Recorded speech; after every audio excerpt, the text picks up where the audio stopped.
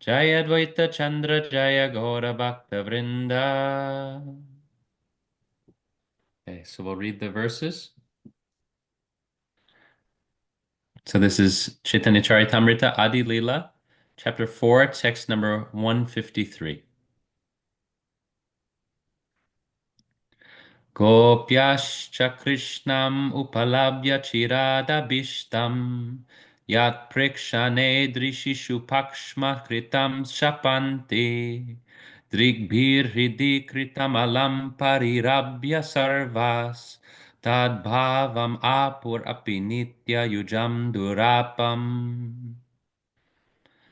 Translation and purport by His Divine Grace Srila A.C. Bhaktivedanta Swami Prabhupada. All glories to Srila Prabhupada.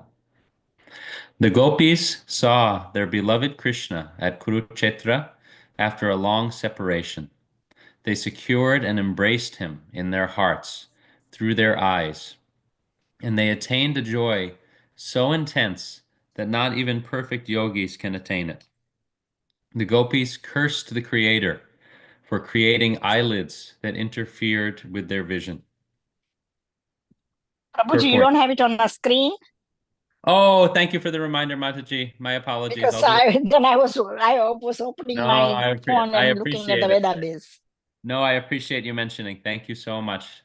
I meant to do that. Thank you. I'll read it again now that we have it up on the screen. Right. Everyone can see? Yes, now we see it. Okay. So we'll read this again. The gopis saw their beloved Krishna at Kurukshetra after a long separation. They secured and embraced him in their hearts through their eyes, and they attained a joy so intense that not even perfect yogis can attain it. The gopis cursed the Creator for creating eyelids that interfered with their vision. Purport. This text is from Srimad Bhagavatam, 10th canto, chapter 82, text 39. Krishnavalokana vina netra phala nahi ana ye jana Krishna deke se bhagyavana. Translation. There is no consummation for the eyes other than the sight of Krishna. Whoever sees him is most fortunate indeed. This is the final verse for today. Akshan vatam palam idam na param vidamaha sakya pashun anuviveshat chayator vayashyai vaktram brajesha sutayor anuvenu justam yairva nipitam anurakta kataksha moksham. Translation. The gopis said, O friends, those eyes that see the beautiful faces of the sons of Maharaj Nanda are certainly fortunate. As these two sons enter the forest surrounded by their friends, driving the cows before them, they hold their flutes to their mouths and glance lovingly upon the residents of Vrindavan. For those who have eyes, we think there is no greater object of vision. Purport. Like the gopis, one can see Krishna continuously if one is fortunate enough. In the Brahma Samhita, it is said that sages whose eyes have been smeared with the ointment of pure love can see the form of Shamsundar, Krishna, continuously in the centers of their hearts. This text from Srimad Bhagavatam, 10th canto, chapter 21, text 7, was sung by the gopis on the advent of the Sharat season. Om Ajnanatimidandasya Gyananjana Shalakaya Chakshurunmilitam Yena Tasmai Shri Gurave Namaha. Shri Chaitanya Manobishtam Stapitam Yena Bhutale Swayam Rupa Kadamayam Dadati Swapadantikam Vandeham Shri Guru Shri Yuta Padakamalam Shri Gurun Vaishnavamscha Shri Rupam Sagrajatam Sahagana Raganatanditam Tam Sajivam Sadvaitam Savadutam Parijana Sahitam Krishna Chaitanya Devam Shri Radha Krishna Padan Sahagana Lalita Shri Vishakanvitam Scha He Krishna Karuna Sindhu Dinabandhu Jagatpate Gopesha Gopika Kanta Radha Kanta Namostute Tapta Kanchana Gaurangi Radhe Vrindavaneshwari Vrishabhanu Sute Devi Pranamami Hari Priye Panchakalpatarubhyascha Kripa Sindhubhya Evacha Patitanam Pavanebhyo Vaishnavebhyo Namo Namaha Shri Krishna Chaitanya Prabhu Nityananda Shri Advaita Gadadhar Shri Vasadi Gaura Bhakta Vrinda Hare Krishna Krishna Krishna Hare Hare Hare Rama Rama Rama Hare Hare Nama Om Vishnu Padaya Krishna Prestaya Bhutale Srimate Bhaktivedanta Swaminite Namine Namaste Saraswati Deve Gauravani Pracharine Nirvisesha Shunyavadi Paschatya Deshatarine. Hare Krishna. Thank you Hare again Krishna. for joining. And so before we begin, we'd just like to take a moment to seek the blessings and well wishes of all of the Vaishnavas here, that we can have a meaningful spiritual dialogue this evening that can be something that is encouraging and nourishing to us in our spiritual lives, something that may be pleasing to our spiritual masters, be pleasing to Srila Prabhupada, be pleasing to the hearts of all of the devotees.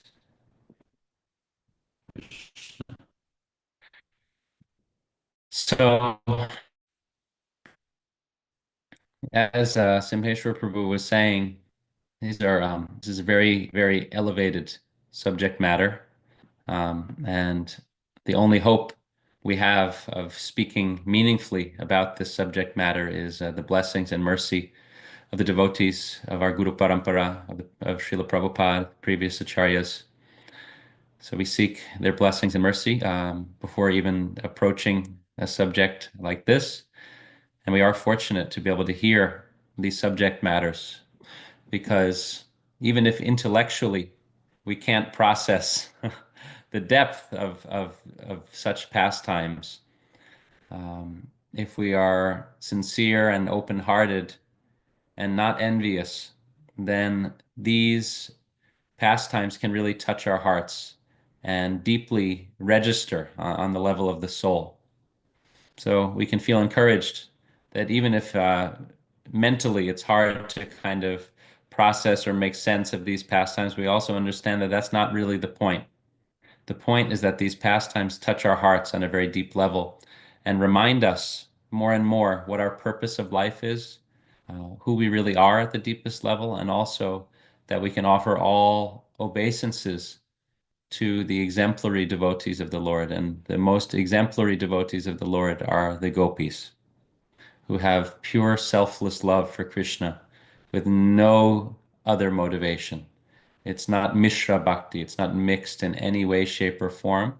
And it's not even reflecting any desire that the gopis have, other than simply the desire for Krishna's happiness, for Krishna's presence. This is all that they want. Otherwise, we can say that they are desireless. They only want to be with Krishna and to serve and please Krishna. And they're not even thinking of Krishna, actually, in the way that sometimes we can think of God in a way, Srila Prabhupada says, as an order supplier. Sometimes we can think, oh, God is all powerful. God is the source of all opulences. Therefore, I would like some of this opulence for myself to enjoy, to possess in some way. But the gopis' love is pure and selfless, and they're not even thinking of Krishna as, we can say, the Supreme Lord in a religious sense. They're thinking of Krishna as their everything, as their supreme beloved, but it's not that they're thinking, oh, we'll do this, and if we please Krishna, because Krishna is God, therefore he will grant all of our wishes. Their only wish is Krishna. They have no other desire.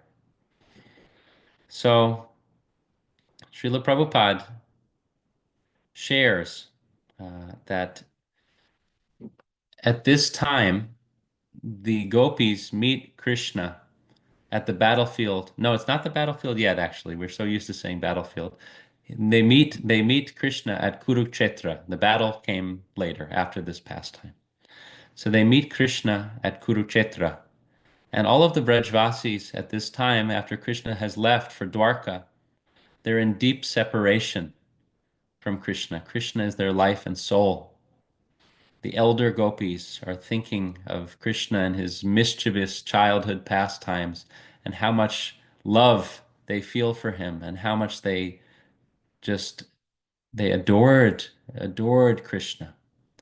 And to see him playing with the cowherd boys and even his mischief brought the deepest satisfaction to their hearts. The younger gopis, cowherd maidens, they're missing Krishna as their beloved, and actually it's described that they're practically losing their life. They have no life within them in the absence of Krishna, and all they can do is meditate upon Krishna and feel the pangs of separation within their hearts. And the cowherd boys are missing Krishna and all of the ways that they would frolic and play together, and they're joking and they're feasting together. So all of the Brajvasis are completely crestfallen and heartbroken in the absence of their beloved Krishna. So finally, the word comes through that Krishna will be going to Kurukshetra. And the Brajvasis, who are practically lifeless in the absence of Krishna, decide that they will venture to Kurukshetra, which is a great distance, venture on foot and go to meet Krishna. And it's described that the Brajvasis brought various offerings with them. Also, they were ready to receive Krishna. I'll read here. Srila Prabhupada writes in the Krishna book, because they had been separated from Krishna for so many years, the gopis, having come along with Nanda Maharaj and Mother Yashoda, felt intense ecstasy in seeing Krishna. No one can even imagine how anxious the gopis were to see Krishna again. As soon as Krishna became visible to them, they took him inside their hearts, through their eyes, and embraced him to their full satisfaction. Even though they were embracing Krishna only mentally, they became so ecstatic and overwhelmed with joy that for the time being they completely forgot themselves.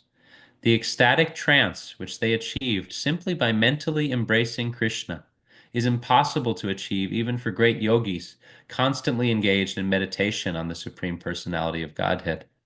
Krishna could understand that the gopis were wrapped in ecstasy by embracing him in their minds, and therefore, since he is present in everyone's heart, he also reciprocated the embracing from within. So, at this Kurukshetra meeting, at first it's described by the acharyas that the Brajvasis are a little unhappy. They're so happy, but they're a little unhappy with the change in mood that Krishna is appearing as Dwarkadish Krishna. He's appearing in this very regal form, wearing royal armor and fancy jewels and crowns. And the Brajvasis are thinking, this is not Krishna as we've known him. What about the garland of forest flowers? What about the yellow silken cloth? What about the peacock feather in his hair? And where's his flute? So there's really this strong connection that they have with Krishna and the way they behold him at Kurukshetra, although they're so delighted beyond words to see him, it's in a different mood. And then finally, Krishna, when he sees his topmost devotees, the Brajvasis, when he sees his topmost devotees, the gopis, he becomes ecstatic himself. And it's described, this is one of the origin stories of the form of Lord Jagannath, because Jagannath is Krishna in ecstatic separation and connection to his devotees. So his eyes are wide, he's smiling ear to ear, his arms are contracted in out of ecstasy. So this is the exchange that the gopis are having with Krishna in this moment. And of course, Baladev and Subhadra are also there, and they're picking up also on this wonderful ecstatic exchange, and they in turn become ecstatic. So I'll read one passage here. So this is coming from, let's see, this is coming from Srimad Bhagavatam, 10th canto, chapter 21, text number 7 from the purport. Srila Vishwanath Chakravarti Thakur has commented as follows: the gopis meant to say, "O friends, if you simply remain in the shackles of family life in this material world, what will you ever get to see? The Creator has granted us these eyes, so let us see the most wonderful thing there is to see, Krishna." So we have the perfection of the senses. We may go through life seeing so many different things. We may go through life beholding many, many sights, many ghastly sights, many beautiful sights. We understand, as Krishna says in Bhagavad Gita, that all beautiful creations simply come from a spark of his splendor. All beauty that we may behold in this world is coming from Krishna, who is the source of all beauty. So the gopis are describing here, they're cursing Lord Brahma for creating eyelids because their vision, their darshan of Krishna has to be interrupted for that little moment when the eye blinks. The gopis are so thirsty, they're so craving the vision of Krishna that they are cursing Lord Brahma for causing them to blink. So it's described here in this last verse that we read. It says, "For those who have eyes, we think there is no greater object of vision." And it also says that here, sorry, I'll just go back this previous verse. "There is no consummation for the eyes other than the sight of Krishna. Whoever sees him is most fortunate indeed." So this is something that we understand, that the perfection of the senses. Our senses may behold so many things, may experience so many things, but Srila Prabhupada explains that the senses are existing in a state of perfection. They're fulfilling their actual purpose when they are engaged in the service of Lord Krishna, or they're beholding Krishna. So the gopis, they want nothing more than to use their eyes to behold the beautiful form of Lord Krishna. And in this way, Srila Prabhupada describes that the senses can become spiritualized simply by smelling the incense or the flowers that are offered to Krishna. Our nose, our sense of smell is spiritualized, at least for that moment. We're not using our senses in a mundane way. By beholding the beautiful form of Krishna, whether it's Krishna as the gopis are beholding in his form before them, or as his merciful Archa Vigraha form, his deity form in the temple.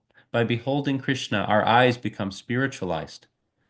And similarly, by using whatever we use in the service of Krishna, our senses, our gifts, our abilities, our knowledge, if we are using this in the service of Krishna, it becomes spiritualized. Prabhupada loved to give this example of the microphone. He used a microphone. He used modern technology for that time. He was not afraid of that at all. And he would use the technology in Krishna's service, and therefore that microphone became a worshipable object, a spiritual object, because it was engaged fully in the service of Krishna. Another analogy that Prabhupada gives is that if an iron rod is placed in fire, it takes on the quality of fire. Though it's still an iron rod, it takes on the quality of fire. It glows, it has heat. And if you wanted to start a fire with that iron rod, you could. So in the same way, when we are immersing our senses, when we're immersing ourselves in service to Krishna, then what is seemingly material takes on a spirituality.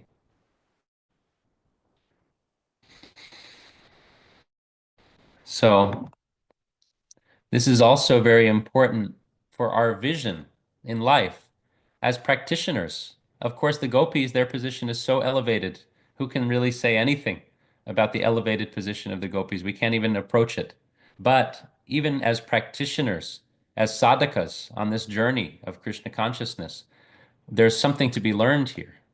In Sri Ishopanishad, mantra number 6, I'll share the screen here. It reads, Yastu sarvani bhutani atmanyevanupashyati sarvabhuteshu chatmanam tato navi jugupsate. Translation. He who systematically sees everything in relation to the Supreme Lord, who sees all living entities as his parts and parcels, and who sees the Supreme Lord within everything, never hates anything or any being. So Prabhupada says, of the Mahabhagavat, the great personality who sees everything in relation to the Supreme Personality of Godhead. The Supreme Lord's presence is realized in 3 stages, and we'll share about this. So there's the Kanishta Adhikari, who is the most novice devotee, the most neophyte devotee, who sees Krishna present only in the temple, only in the deity in the temple. Then as one's consciousness develops, we have the Madhyam Adhikari. The Madhyam Adhikari's vision is one that is still carrying discrimination, but it's a very useful discrimination. The Madhyam Adhikari sees and experiences Krishna also through the devotees, through the association of devotees. The Madhyam Adhikari is very invested in Krishna's devotees, whereas the Kanishta Adhikari mainly wants to focus on the deity. And that's wonderful, but it's explained that this is part of our spiritual maturation, that we have a desire to associate, to connect genuinely with Krishna's devotees. That is a sign of our maturing spiritually. And the Madhyam Adhikari will make these primary distinctions. One who is a junior in spiritual life, and they'll help that person. One who is a peer in spiritual life, they'll share confidentially. Dadati pratigrinati guyam akyati prichati bhunkte bojayate chaiva sadvidam pritilakshanam. They'll share matters of the heart, loving exchanges with their peers, and connect about spiritual life. And then the Madhyamadikari will also recognize, of course, the seniors, those whom they wish to serve and to inquire from and to become inspired by, one's Vani and Vapu. And then also the Madhyamadikari will recognize when one is favorable to Krishna consciousness, and they'll preach to that person. They'll recognize when one is unfavorable or inimical to Krishna consciousness, and they'll avoid that person. And then finally, there's this next platform, which Prabhupada is describing, that this 6th mantra of Ishopanishad is referring to the vision of the Uttama Adhikari. This is one who cannot help but see Krishna everywhere, in everything, in everyone. Of course, in Bhagavad Gita, Krishna talks about the Pandit Samadarshina, one who has equal vision and can see that Krishna is present within the hearts of all living entities, from the Brahmana to the elephant to the dog eater. So there's no consideration actually from the framework of the Uttama Adhikari. Sometimes the Uttama Adhikari comes down to the platform of Madhyam Adhikari for the sake of preaching. But actually the Uttama Adhikari sees Krishna everywhere, in everything. So therefore they never hate anything or any being. And on the contrary, they love everyone. And Prabhupada explains that this is not impersonalism. He says here, yes.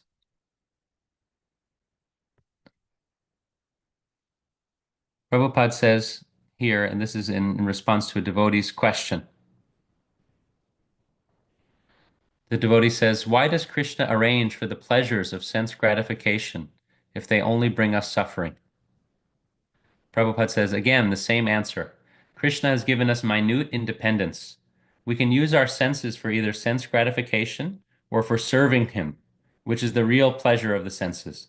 The senses are meant for enjoyment, but if you try to enjoy your senses in a diseased way, by gratifying them, that is your misfortune, and you will have to suffer. You have to cure your disease by becoming Krishna conscious. Then you will enjoy unlimitedly. We are not like the Mayavadis, impersonalists, who want to destroy the senses and become senseless. That is not our program. We want to purify the senses. Sarvapadi vinirmuktam tat paratvena nirmalam. Suppose a man cannot see because he has glaucoma. The Mayavad program is that if your eye is giving you trouble and you cannot see, pluck it out. This is not our program. We want to cure the disease so you can see very nicely. So our senses should be cured of the material disease by our practicing Krishna consciousness. Then we will be able to enjoy real sense pleasure by using our senses in the service of Rishikesh, Krishna, the master of the senses. So Srila Prabhupada is describing here that our ultimate goal is to be able to perceive Krishna's presence everywhere and in everything. And Krishna, of course, remains independent and personal. There's no question of impersonalism or thinking that Krishna is one with everything, but actually that Krishna has his own unique identity in Goloka Vrindavan, and at the very same time is present within every living being and is present in everything, everything at least being an extension of Krishna's energy. Krishna has his Bahiranga Shakti, his external energy. He has his Antaranga Shakti, his internal potency. And finally, he has the jivas are classified as Tatashta Shakti. We're in the marginal potency. So our vision is developing according to the mercy of the devotees and our engagement in devotional service. And the senses are ultimately best reposed in service of Rishikesh. Rishikesh is the master of the senses. So our senses actually belong to him, and our senses find perfection and satisfaction when they're actually engaged in pleasing his senses, his transcendental senses. So we'll read something here.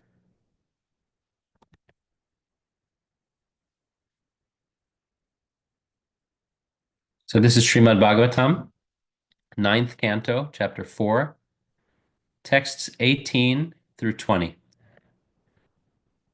So this is how we engage all of the senses. So this is commenting on the beautiful example of Maharaj Ambarish, a pure devotee who engaged all of his senses in Krishna's service. So I'll just read this. Sorry.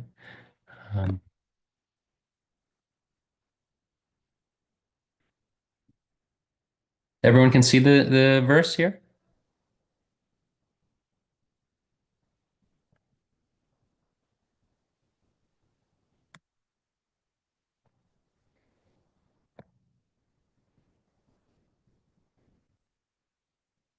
Maharaj Ambarish always engaged his mind in meditating upon the lotus feet of Krishna, his words in describing the glories of the Lord, his hands in cleansing the Lord's temple, and his ears in hearing the words spoken by Krishna or about Krishna.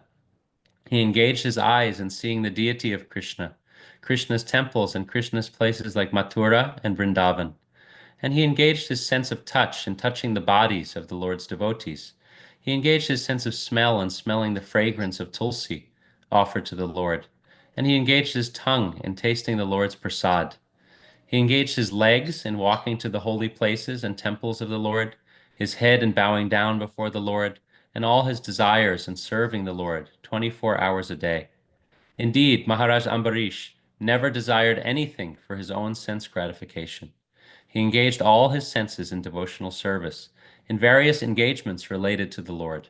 This is the way to increase attachment for the Lord and be completely free from all material desires. So all of our senses find repose in their engagement in Krishna's service. And this is what the gopis exemplify to the highest degree. They live for Krishna's happiness.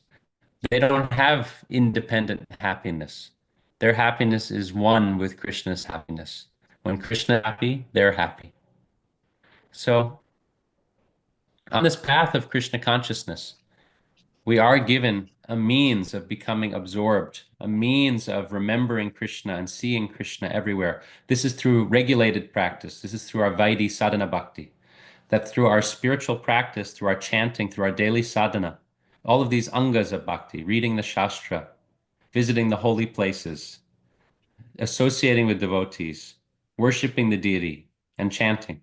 Through these primary panch anga bhakti, 5 angas of bhakti, we're given the opportunity to become more and more absorbed according to that regulated practice, which in time and with guidance, Srila Prabhupada explains, gives way to spontaneous devotional service, as exemplified by the gopis. And Srila Prabhupada writes in this connection, the activities of the bhakti yogis in this movement are so molded that the practitioners cannot help but think of Krishna at all times. Meditate upon me within the heart and make me the ultimate goal of life, Sri Krishna says. This is the perfect yoga system, and one who practices it prepares himself to be transferred to Krishna Loka. So, of course, we understand that we don't automatically attain this consciousness. It's not that we live our material life in this world and then suddenly we leave the body and then we go back home, back to Godhead and are perfectly engaged in Krishna's service. This is a cultivation. We're starting now. We're starting each day. We try to develop our love for Krishna, to develop our absorption, to develop our appreciation for these angas of bhakti, so that, as Prabhupada says, one who practices this perfect yoga system is preparing oneself to be transferred to Krishna Loka, because ultimately the means and the end are absolute. So if we're absorbed in devotional service and if we're developing some enthusiasm and some taste for these activities of Krishna consciousness during this lifetime, then we're very fortunate because as Krishna explains in Bhagavad Gita, the state of being that one is in when they leave this body, that state they will attain. So if one is absorbed in Krishna consciousness when they leave the body, then they will attain Krishna. And there's a very nice passage here, and it's a very interesting analogy. This is coming from Srimad Bhagavatam 11th canto, chapter 13, text 36. This is Uddhava Gita. Krishna speaks to Uddhava. Just as a drunken man does not notice if he is wearing his coat or shirt, similarly, one who is perfect in self-realization and who has thus achieved his eternal identity does not notice whether the temporary body is sitting or standing. Indeed, if by God's will the body is finished, or if by God's will he obtains a new body, a self-realized soul does not notice, just as a drunken man does not notice the situation of his outward dress. It's very interesting words that Krishna is speaking here. There's humor in it, and it's also such a powerful illustration that for one who's fully absorbed in self-realization and absorbed in love of Krishna, then if the body is finished, it makes no difference. They carry on with their love, their loving service, whether in this body, whether in this world, or whether in one's spiritual body, one's siddha deha, or whether in, the spiritual kingdom. One will continue in the same way. And so we celebrate the gopis always as the highest devotees of Krishna. Their absorption in love of Krishna is not based upon any rules or regulations, any desire for liberation, any expectation of reward, etc. They're not thinking of Krishna even as the Supreme Lord, as we said, but as their supreme beloved, their most beloved. So to be in Krishna's presence and to serve Krishna is their only wish. Even their separation from Krishna is a special form of union. They're experiencing love of Krishna so profound and so deep within their hearts that they're in ecstasy. They can never actually be separated from Krishna under any circumstance because of the depth of their love. And also we understand it's a two-way street. Krishna's depth of love for them. There's one very beautiful passage when Krishna says, I can never repay your love for me. So this is our Supreme Lord. This is Krishna. He's so indebted to the love of the devotees that he will facilitate that love. He says in Bhagavad Gita that to one who surrenders unto him, he will give the knowledge by which they can come to him. This is part of this Chaturshloki Bhagavad Gita. And ultimately also, Chaitanya Mahaprabhu is even more merciful. Krishna says, Sarva dharman parityaja mamekam sharanam braja aham tvam sarva papebhyo mokshayishami ma suchaha. He says, if simply surrender unto me, abandon all varieties of religion and surrender unto me. I will protect you from all sinful reactions. Do not fear. So such is Krishna's mercy. And then in Kali Yuga, Krishna appears as Chaitanya Mahaprabhu in the mood of Srimati Radharani, the foremost gopi, Krishna's ultimate beloved, Krishna's Ladini Shakti, his pleasure potency. And Chaitanya Mahaprabhu is Krishna appearing in the mood of Srimati Radharani. And Chaitanya Mahaprabhu does not even require or expect surrender.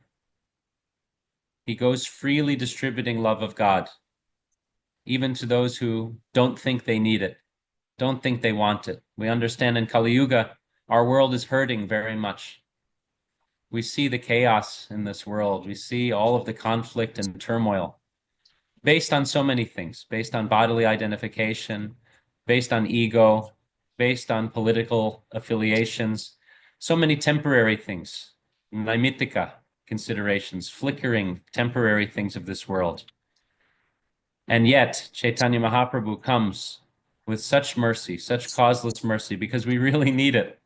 And in this way, Kali Yuga may be considered worshipable, because we can so easily approach the Lord in Kali Yuga, regardless of birth, qualification, caste, anything of this nature, intelligence. One can approach the Lord simply by chanting, Hare Krishna, Krishna Krishna, Krishna, Hare Hare, Hare Hare Hare Rama, Rama, Hare Hare Rama, Rama, Rama Rama Rama, Rama, Hare Hare Hare. Hare. And so easily Krishna is there within his holy names. And Sri Chaitanya Mahaprabhu explains all of Krishna's potency. Sarva Shakti is present within the holy names. And as Chaitanya Mahaprabhu humbly voices in his Shikshastakam, we may feel unfortunate that we have no attraction to these holy names. Yet the holy names are attractive. If we continue to spend time with them, if we continue to develop our relationship with Krishna in his form as the holy name, then Sat Krishna Nama Charitadi Sitapya Vidya Pito Patapta Rasanasya Narochikanu Kintvadarat Anudinam Kalusaiva Justa Svadvikramad Bhavati Tadgaramula Hantri. If one chants, this is Srila Rupa Goswami in Upadeshamrita, Nectar of Instruction. The names of Krishna are all transcendently sweet, just like sugar candy. Though one afflicted with the jaundice of ignorance, avidya, cannot taste anything sweet, it is wonderful that simply by carefully chanting these sweet names each day, a natural relish is awakened within the tongue, and the disease is gradually destroyed at the root. So what is the medicine for if we feel a little not so attracted to chanting? Actually, the only medicine is more chanting. And we understand that there's nam-aparad, there's offenses that can be made to the holy name, but this doesn't mean that we stop chanting. The holy name is so merciful and so potent that even by offensive chanting, we will gradually make progress. It's described like wet wood, setting a fire with wet wood. So it's not ideal. It's still very hard for the fire to burn, but eventually, by keeping the fire going, by chanting, then it will dry. The wood will eventually dry and the fire will spark. So we try to chant without offense, but even offensive chanting will help us along the way. We're trying to always improve our chanting, but we should never stop chanting. Even if our chanting feels very distracted, very offensive, we keep chanting. And so Sri Chaitanya Mahaprabhu, one final point here, in the mood of Srimati Radharani, in the mood of the gopis, as we read today, who are feeling separation from Krishna and who want nothing more than to see him, Chaitanya Mahaprabhu distributes this love, this deep love of Krishna, and he shares it in Shikshastakam. Yugayitam nimishena chakshusha pravishrayitam shunyayitam jagat sarvam govinda virahena me. O Govinda, feeling your separation, I am considering a moment to be like 12 years or more. Tears are flowing from my eyes like torrents of rain, and I am feeling all vacant in the world in your absence. So Chaitanya Mahaprabhu is exemplifying and embodying the mood of the gopis as we read in today's verses, that they want nothing more than to behold Krishna. This is the perfection of their senses. And separation from Krishna is absolutely unbearable to them. Every moment feels like 12 years or more. So Chaitanya Mahaprabhu shares this wonderful Shikshastakam prayer with us, that we may be able to respectfully offer obeisances to this incredible exalted attitude of the gopis. And in some way, perhaps our hearts may be touched by reading these elevated, exalted pastimes. And by the mercy of the Vaishnavas, by the mercy of Srila Prabhupada and our spiritual masters, we may someday be able to catch a glimpse of this mood and allow it to inspire and enliven us in our devotional service and in our journey ever closer to our true nature, our journey ever closer to the lotus feet of Shri Shri Radhasham Sundar. I thank you all so much. Hare Krishna. Anyone has any questions, please feel free to share questions, comments, any additional reflections. Thank you. Srila Prabhupada ki jai. Jai. Hare Krishna Prabhuji, Dandavat Pranam, nice class. Only I have one question. Gopi had a presence of Krishna, so that way they knew that what Krishna likes or does not like. Liking, disliking, they knew it. For us, it's very difficult to know. How do we feel that Krishna, this is Krishna's likes or Krishna does not like? How do Thank we you, decide? Mataji. Thank you so much, Mataji. Well, yes, this is very hard. This is very hard, and it's something that Srila Prabhupada gives us a lot of understanding about what Krishna likes and doesn't like. And, for example, we don't offer Krishna any meat or any unofferable things. Because in Bhagavad Gita, he says, Patram pushpam palam toyam. He wants a leaf, flower, fruit, or water, which Prabhupada explains. See, the acharyas will help us. The acharyas help us to understand more deeply the likes and dislikes of Krishna. So Srila Prabhupada tells us that this means vegetarian foodstuffs, grains, vegetables, fruits, dairy products, sugar. These are all nice things that Krishna likes. So Prabhupada explains this. Otherwise, we wouldn't know. We wouldn't know. And Yes. furthermore, Prabhupada tells us even more importantly that the secret ingredient in all of these offerings is bhakti, is our love. The offering is the medium for our love. So Krishna actually, what he really wants is our love. So Krishna says, if you offer with love, I will accept it. With love and devotion, I will accept it. That's the secret ingredient. So Krishna's likes and dislikes may not be known to us, although by reading Krishna's pastimes, we also understand. We know, we get to learn some of the things that Krishna likes, some of the games he likes, some of the foods that he likes, some of the beverages that he likes, right? So that's all there. Right. And also, another thing is that Janani Vas Prabhu, a wonderful senior devotee, Pujari in Mayapur, he explained that when we offer to Krishna, we offer through the agency of our Guru Maharaj. And in that way, the offering travels through the Guru Parampara, through all of the acharyas before reaching Krishna. So it goes through our whole line and reaches Krishna that way. It's not that our offering is just straight from us to Krishna. Right. So in that way, Prabhuji explained that along the way, our spiritual master and the acharyas, they can add also things to our offering. They add all of the things that Krishna likes. They add everything that Krishna loves, and they make the offering presentable to Krishna. So this is the mercy that we depend upon, because we may not know, as you said, we may not know what Krishna likes or dislikes, but a few things we know. We know that especially he loves the love of his devotees.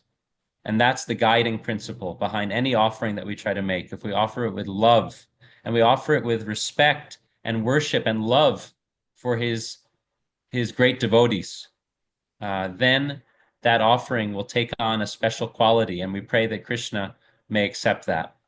Because otherwise, yeah, we don't necessarily know what Krishna likes or dislikes. And it may be a little bit whimsical, but if we offer to Krishna with love, then we see it like in these passages, how Krishna is so overwhelmed by the love of his devotees.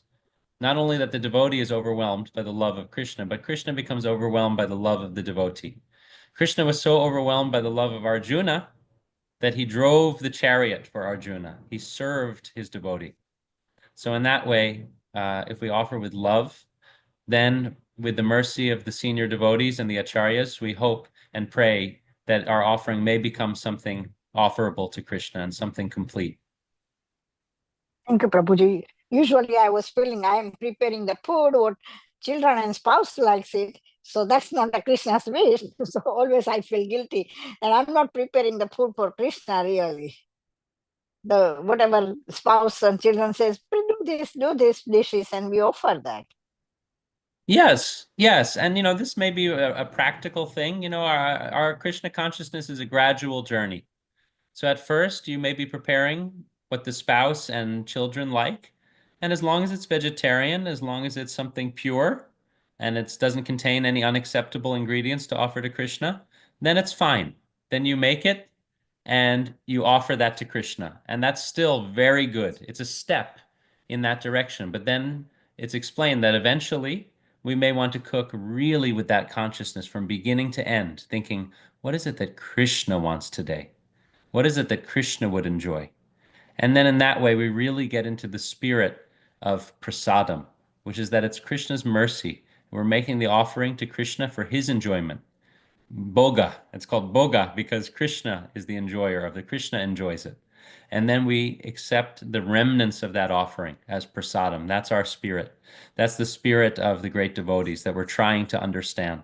So yeah, I don't think you need to feel guilty that you're offering these things to Krishna and they're the things that your spouse and children like. As long as it's vegetarian and everything's pure, then we understand it's a stepping stone. Eventually, maybe our consciousness becomes more absorbed, and eventually we start thinking, "Oh, what would Krishna want today? What would Krishna want for breakfast?" Like that. Mhm. And that's a nice development in the life of the devotee. Thank you, Prabhuji. Thank you, Mataji. That's so nice. Thank you, and wonderful to hear about your experience in Krishna consciousness. Thank you.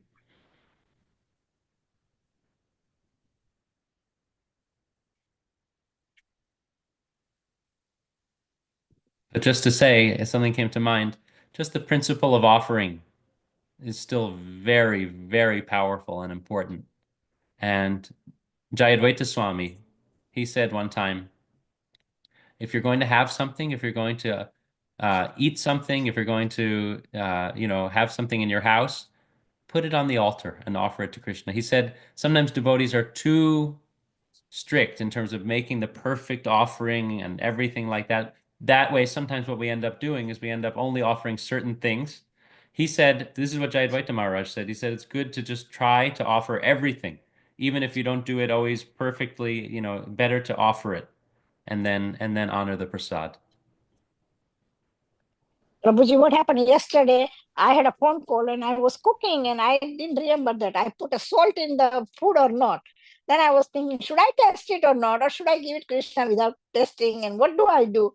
I had a little puzzle in my mind.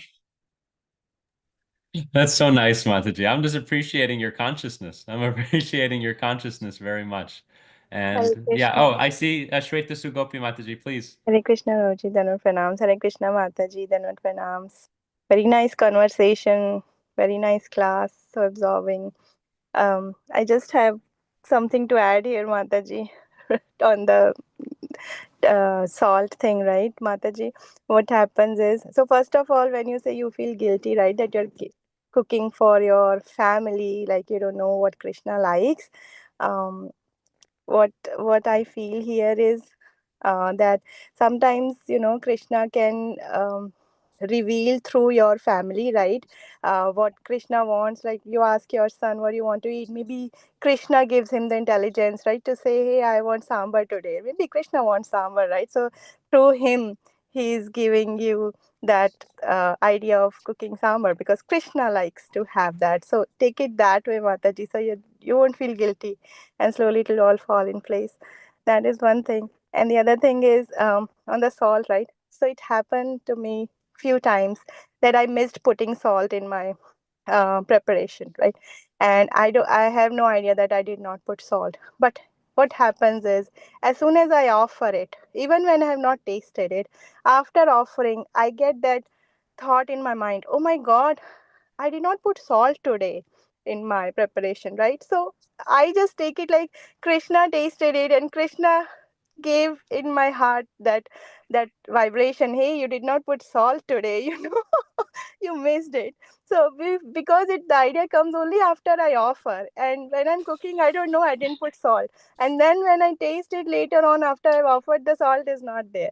So it happens. So Krishna, I mean, I just take it like that.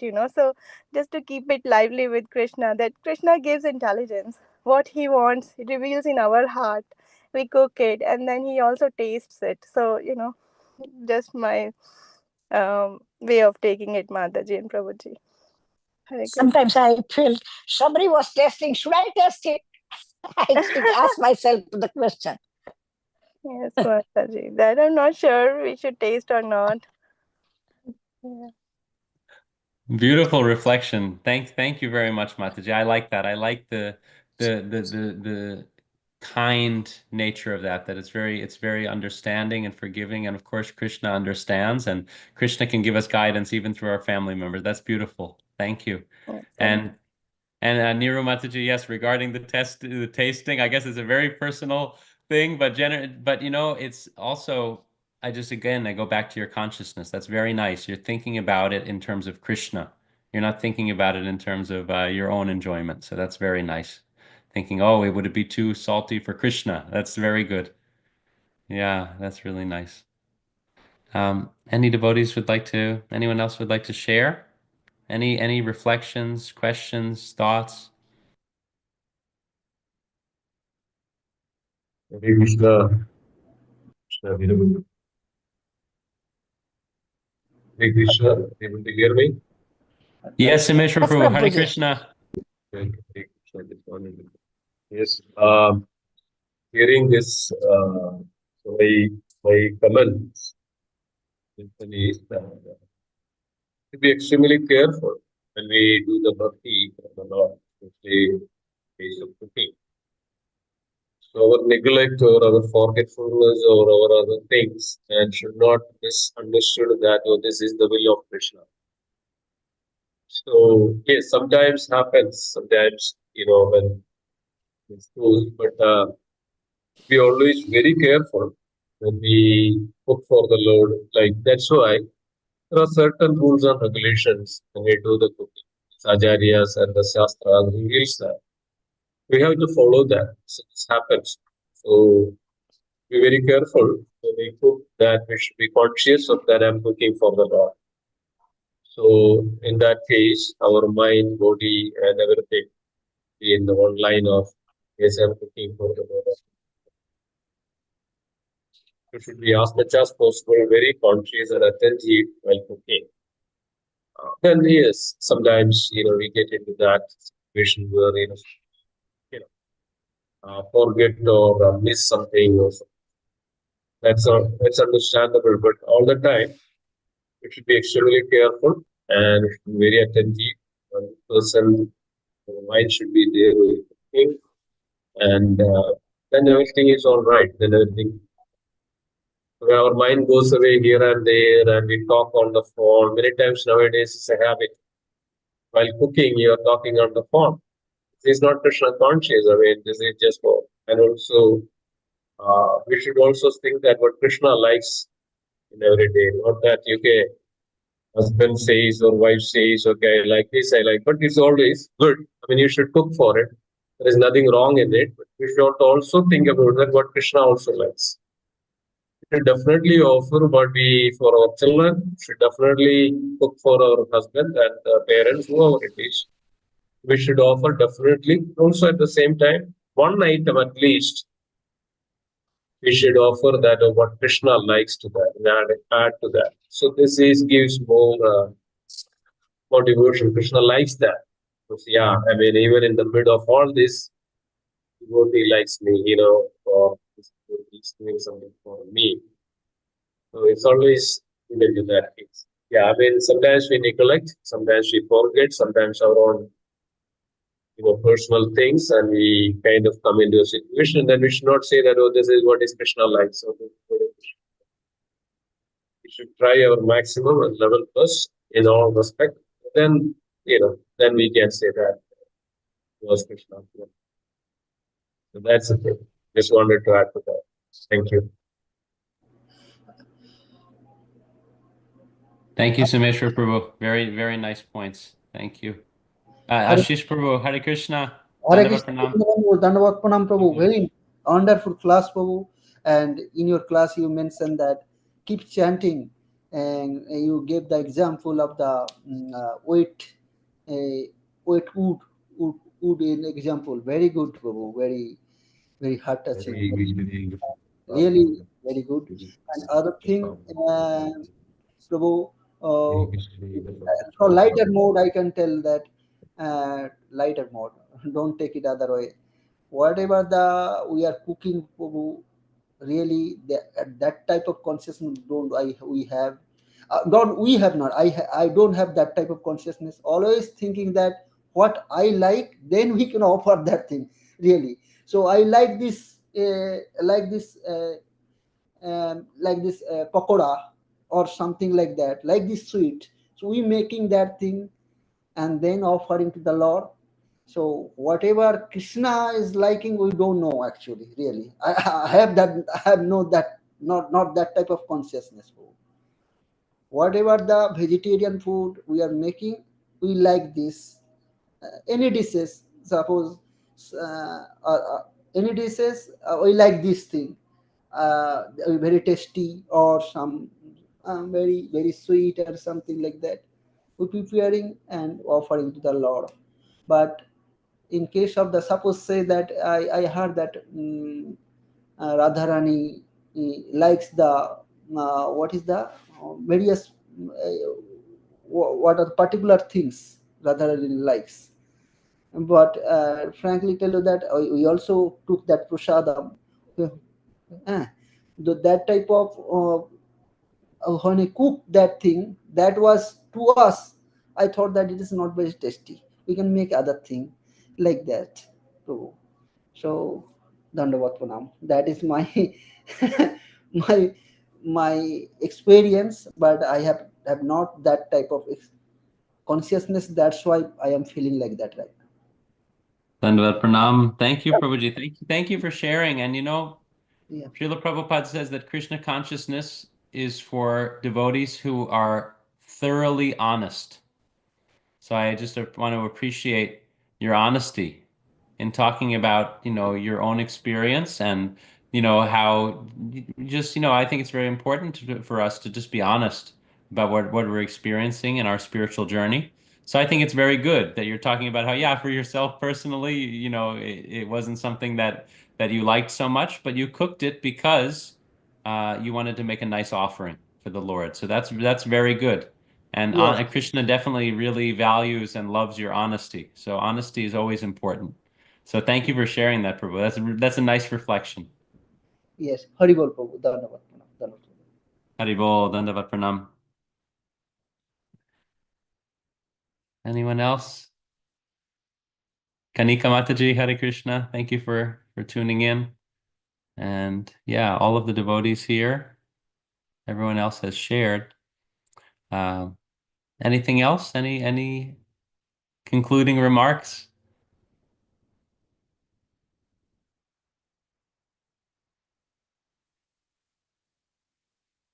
Okay, thank you all so much. So nice to have a very nice dialogue with the devotees this evening. Thank you everyone for sharing your reflections and your sincere yearning and desire to do what is pleasing for Krishna. If we can all remind each other that we're living to serve the devotees of the Lord and ultimately to please the senses of the Lord Rishikesh, the master of the senses. That's a very wonderful reminder we can all share with each other. So thank you all so much. Thank you, Sameshwar Prabhu, for the opportunity. Thank you. No problem. Thank you so much. Good class. Thank you so much, all dear devotees. Currently in India, it's visiting Vairakam temple and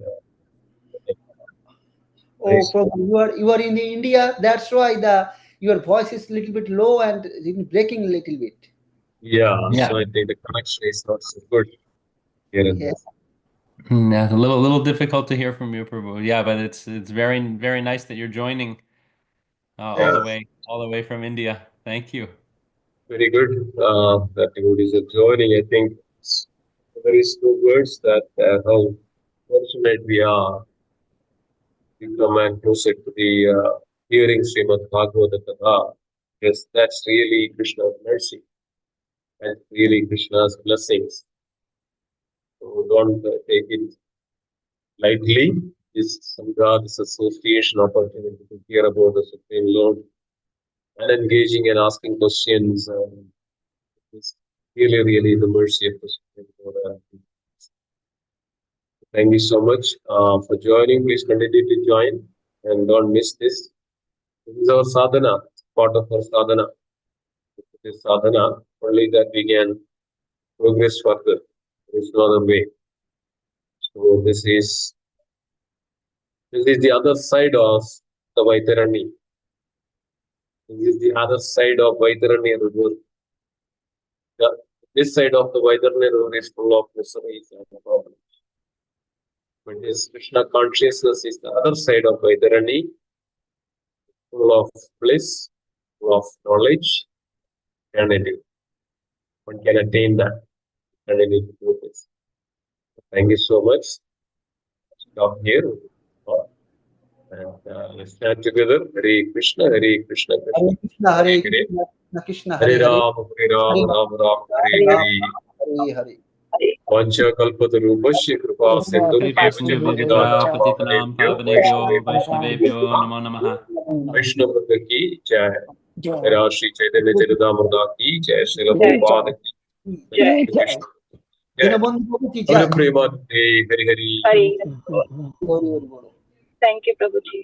Thank you, Prabhu. Hare Very nice. Krishna Thank you, Hare Narasimha Prabhu. Dandavat Pranam. Very Hare nice. Krishna Hare